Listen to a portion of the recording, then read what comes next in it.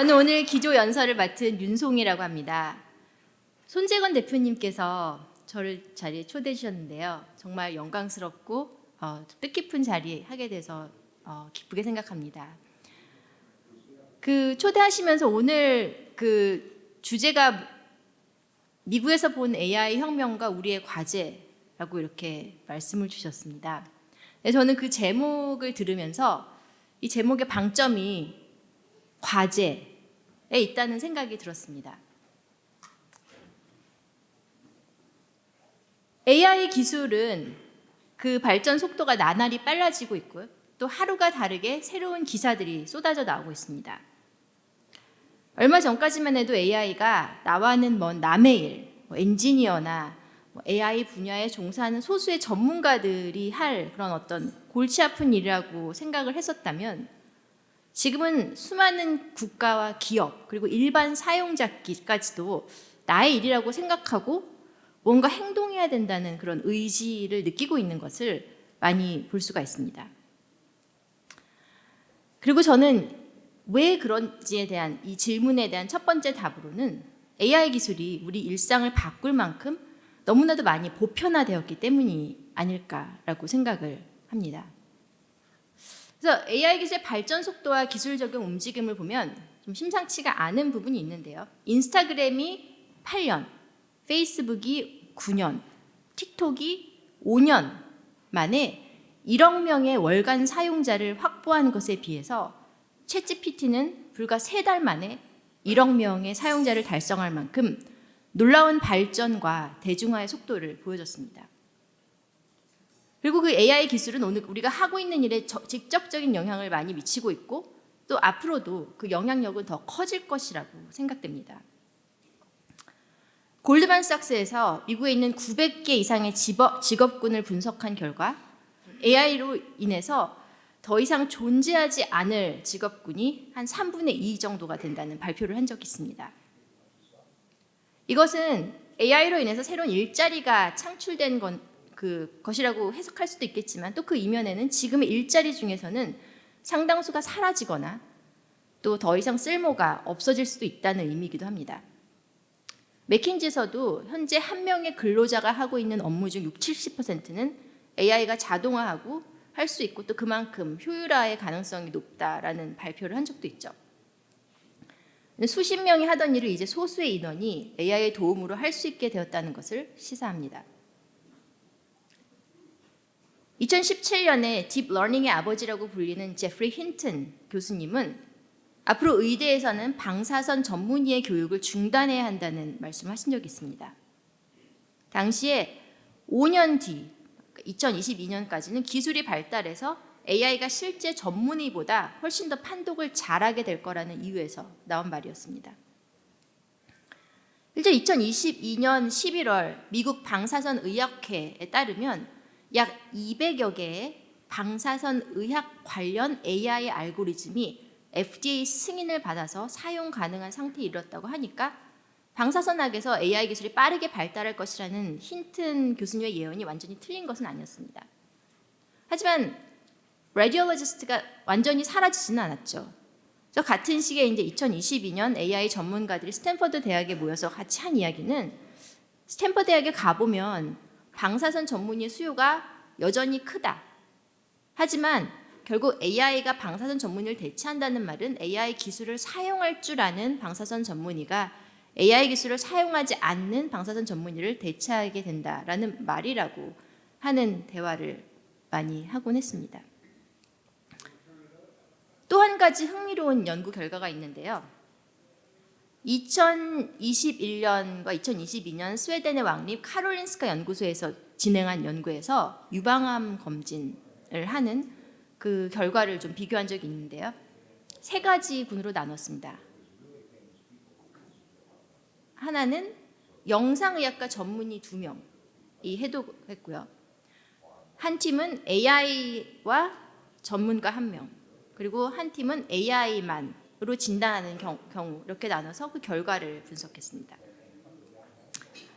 그 결과 AI와 전문의 1명을 결합한 경우가 전문의 2명 혹은 AI 단독으로 판독한 경우보다 암을 더 많이 발견한 것으로 나타났습니다.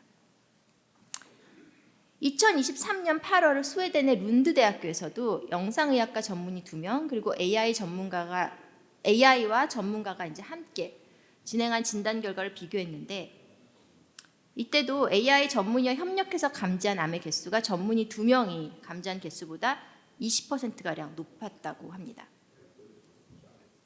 아마 여기 계신 여러분들은 2022년 일론 머스크가 X를 인수한 이후에 직원의 80% 가까운 인원을 감축했다는 뉴스를 접하셨을 겁니다. 이에 대해서 여러 가지 가치 평가가 존재하지만 그 이후에도 80여 명의 인원을 감축한 이후에도 X는 비교적 서비스를 안정적으로 운영하고 있고 그록이라는 거대 언어 모델을 내놓는 등 AI R&D에도 박차를 가하고 있습니다. 인력이 급격히 감소했는데도 불구하고 이런 일이 가능한 데는 적극적인 기술 도입이 있었기 때문이라는 평이 많습니다. 현재 나와 있는 AI 기술이 완벽하다거나 전문가의 수준까지 미친다고는 말할 수 없습니다. 하지만 AI가 인간을 보조해주는 조력자 역할을 충분히 해낼 수 있다고는 평가할 수 있을 것입니다.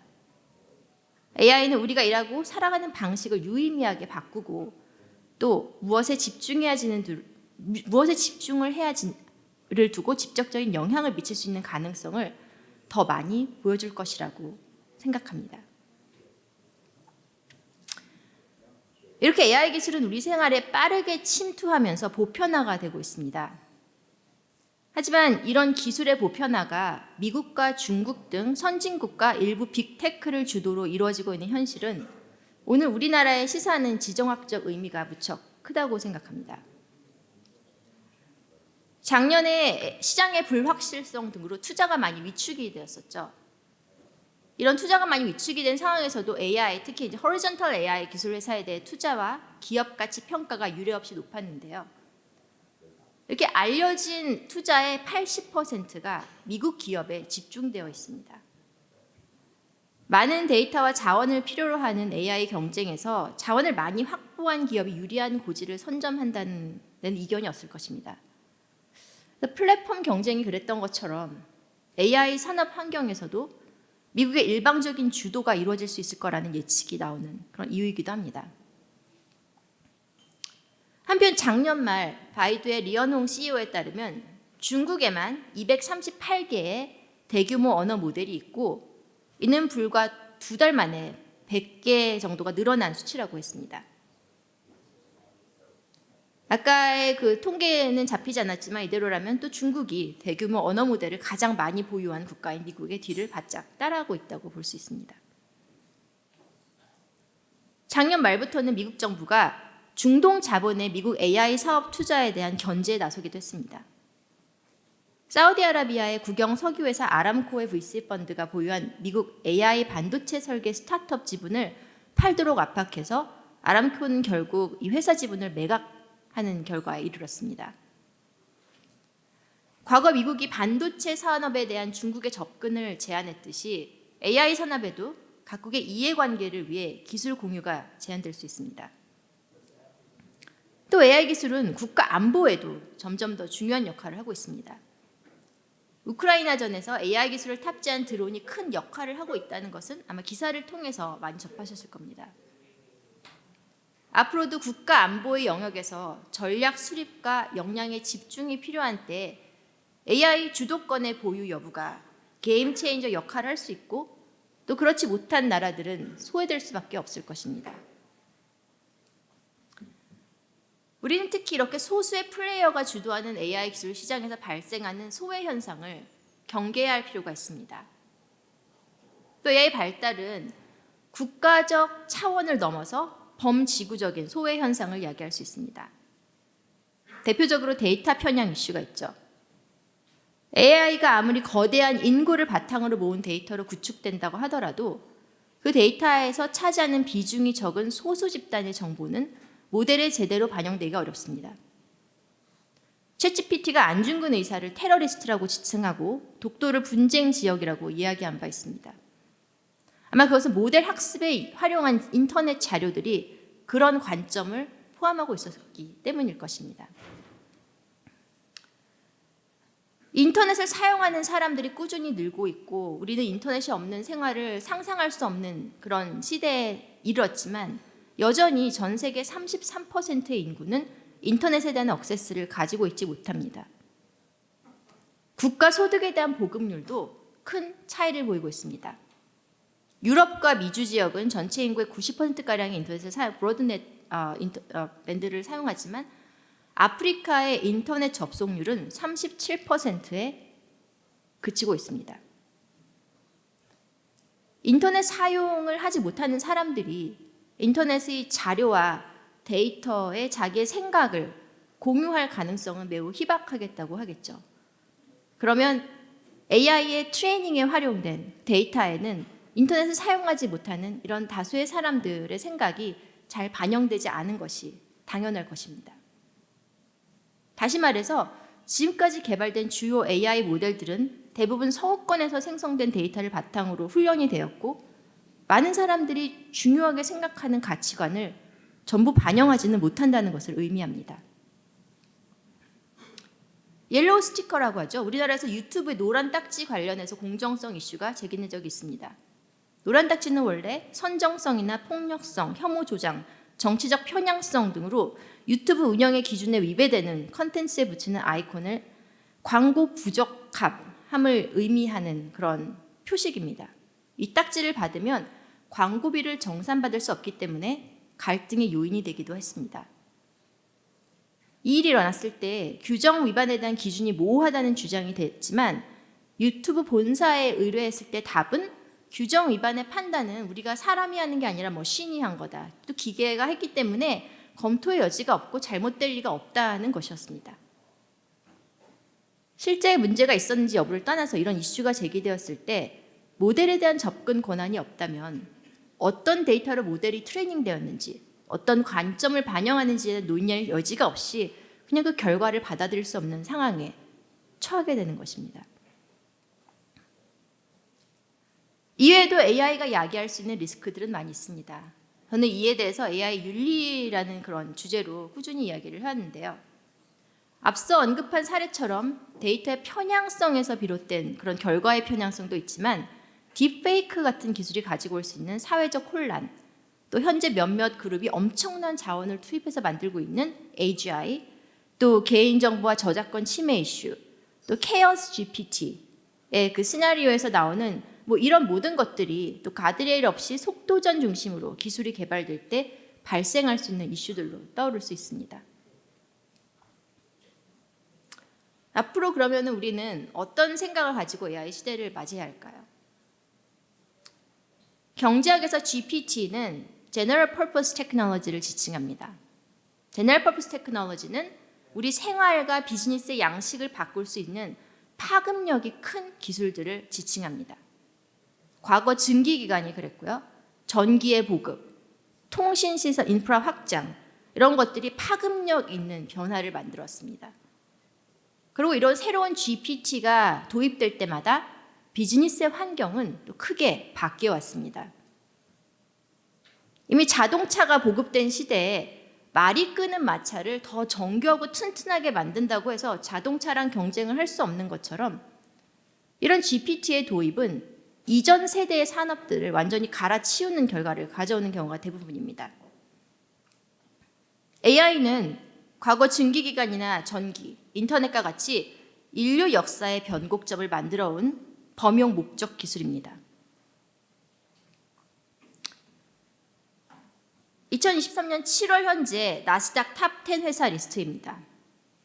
5개의 기업이 2000년 이후, 즉 브로드밴드 보급이 일어난 후에 만들어진 기업들입니다. 여러분들도 기억하시겠지만 인터넷과 디지털 기술 보급이 투입된 후 유수의 기업들은 수많은 리소스를 투입해서 디지털 트랜스포메이션이라는 과제를 수행해 왔습니다. 하지만 이미 만들어진 기업을 새 부대에 끼워 맞추는 것은 쉽지 않은 일이었습니다. 이미 클리어한 위너가 있는 시장에서도 디지털 퍼스트의 전략으로 디지털 네이티브의 전략으로 새로 진입한 회사들이 기존 위너들을 대체하거나 이를 크게 뛰어넘는 성과를 내었습니다. 그리고 지난 30년간 이런 디지털 네이티브를 기반으로 구글이나 메타, 넷플릭스 등 이 기업들이 산업과 경제 발달을 주도해 왔다면 이제는 AI 네이티브 기업이 그 역할을 수행할 수 있는 시기가 됐다고 생각합니다. AI 네이티브 기업은 AI 기술 개발부터 데이터 기반의 의사결정, 또 AI 기반의 프로세스를 통한 자동화 효율성 등 기업 비즈니스가 구동되는 모든 과정을 AI 중심으로 운영함으로써 AI 경쟁이나 우위를 선점할 수 있게 될 것입니다. 또 기존 기업들도 AI를 단순히 자사 제품이나 솔루션에 탑재하는 것을 넘어 비즈니스 전반에 적용하는 체질의 변화를 통해서만 이 AI 네이티브로 가는 흐름에 탑승할 수 있을 것입니다. 그럼 우리는 또 어떻게 해야 할까요? 장기적 관점으로 국가 경쟁력을 기르기 위해서는 전략적으로 집중해야 할 분야를 생각하고 또 여기에 맞는 역량을 모으는 노력이 필요합니다. 생성형 AI 분야는 특히 인프라를 구축하고 모델을 학습에 필요한 양질의 데이터를 확보하는 데 많은 자본과 시간이 필요한 기술입니다. 인적, 기술적 인프라를 갖추는 데 어려움이 있는 중소기업이나 스타트업들은 이런 초거대 AI 시장에서 어떤 역할을 수행하기가 쉽지가 않습니다. 오늘날 미국 AI 시장은 미국 민간 투자의 비중이 높긴 하지만 1960년대 초반부터 미국 정부는 기업에서 투자하기 어려운 AI 기초 연구와 또 공공 영역에 대한 투자를 확대하며 기술 발전을 위한 기반을 탄탄히 구축해왔습니다. 2015년 이후에 정부의 AI R&D 투자는 40% 이상 증가하였고 또 2016년에는 이미 자율주행 자동차 기술 발전을 안전한 방향으로 촉진할 수 있는 가드레일, 정부 정책, 폴리시를 클리어하게 만들어서 개정한 사례도 있었습니다. 이처럼 AI 기술을 바탕으로 한 산업이 지속적으로 발전하기 위해서는 기반 인프라를 안정적으로 조성하는 정부의 역할이 중요합니다. AI는 이전 세대의 GPT와 달리 글로벌 플랫폼 위에서 소프트웨어 기반으로 서비스가 되기 때문에 그 영향력과 파괴력이 더 커질 수도 있습니다. 그렇기 때문에 우리는 미래를 낙관하기만 보다는 지금 사회가 이 모든 것을 받아들일 준비가 되어 있는지에 대해서도 질문할 필요가 있습니다. 특히 기업은 AI에 불가피하게 반영될 수밖에 없는 편견과 고정관념이 부정적인 결과를 초래하지 않도록 자발적으로 AI 시스템의 투명성을 개선하고 또 편향성을 해소하기 위해 노력할 필요가 있습니다. 2023년 초에 거대 언어 모델이 도입되었을 때는 대부분의 기술 기업들이 자신이 구축한 언어 모델을 외부에서 접근하는 것을 제한하고 또 일부 기업들은 아직도 모델 내부 작동이나 어떤 데이터로 트레이닝이 되어 있는지를 공개하지 않고 있습니다. 하지만 메타의 라마를 시발점으로 해서 수많은 오픈소스 프로젝트가 시작이 되었고 또 앞으로 한국에서 AI 발전을 이끄는 대규모 기업들도 배타적인 자세를 취하기보다는 인공지능 모델 학습에 사용한 데이터에 대한 자세한 자료와 개발 과정의 무슨 어려움, 또 언어 모델의 성능 평가, 그리고 성능 평가라는 방법과 기준을 최대한 투명하게 공개해서 함께 이를 발전해 나가는 것이 필요합니다. 이것이 소수 기업이 AI 업계를 독점하는 것을 방지함으로써 데이터가 한쪽의 입장만을 반영하는 것이 아니라 다양한 집단의 입장을 골고루 반영해 편향성을 줄일 수 있는 기반이 될 것입니다. 또 정부는 기술이 초래할 수 있는 최악의 위험으로부터 시민을 보호할 수 있도록 기술을 적절히 규제함으로써 사회적 안정망을 만들어야 할 필요가 있습니다. 현재 많은 국가가 각자의 방식으로 AI 관련 규제를 수립하고 있습니다. 미국은 특히 지금까지는 자율 규제를 통해서 AI 기술 개발이 좀 더 윤리적으로, 사회적으로 또 책임 있는 방향으로 이루어지도록 보장해 왔지만 최근 바이든 정부에서는 AI 규제에 대한 법안을 발의하고 국가적 차원에서 AI의 안정성과 신뢰성을 촉구하고 있습니다. 이에 엔비디아 등의 테크 기업들이 바이든 행정부의 정책적 방향성의 자발적 지원을 공식적으로 약속하기도 했습니다. 또 유럽연합은 지난 12월 인공지능 기술을 규제하기 위한 포괄적 법안 도입에 합의했습니다. 이런 규제법의 핵심은 AI 기술을 위험도에 따라 4개 등급으로 분류하고 규제를 차등 적용하는 것입니다. 만약에 유럽의회와 회원국이 최종 승인하게 된다면 2026년부터 AI 규제법이 전면 적용될 것입니다. 규제를 바라보는 관점이나 그 방식은 나라별로 다를 수 있지만 인간 중심의 신뢰할 수 있는 AI를 목표로 한다는 원칙은 변하지 않아야 할 것입니다. 2024년 CES의 슬로건 Altogether All One은 인류 차원에서 인간을 이롭게 하는 지속 가능한 기술 개발에 초점이 맞춰져 있습니다. AI는 막대한 파급력과 위험성을 함께 내포하고 있습니다. AI가 인간에게 이로운 방향으로 활용되고 발전되고 있는지 수시로 점검하고 언제든 생길 수 있는 부작용에 미리 대비해야 할 것입니다. 하지만 이것은 하나의 기업이나 한 사람의 노력만으로는 달성하기가 어렵습니다. 앞으로도 다양한 사회적 주체들의 논의와 다학제적인 접근이 필요할 것입니다. 여기 계신 기업 관계자분들 그리고 정부, 학계의 협력을 통해 기술 발전의 도약과 동시에 더욱 인간적인 AI의 미래를 실현할 것이라고 믿습니다.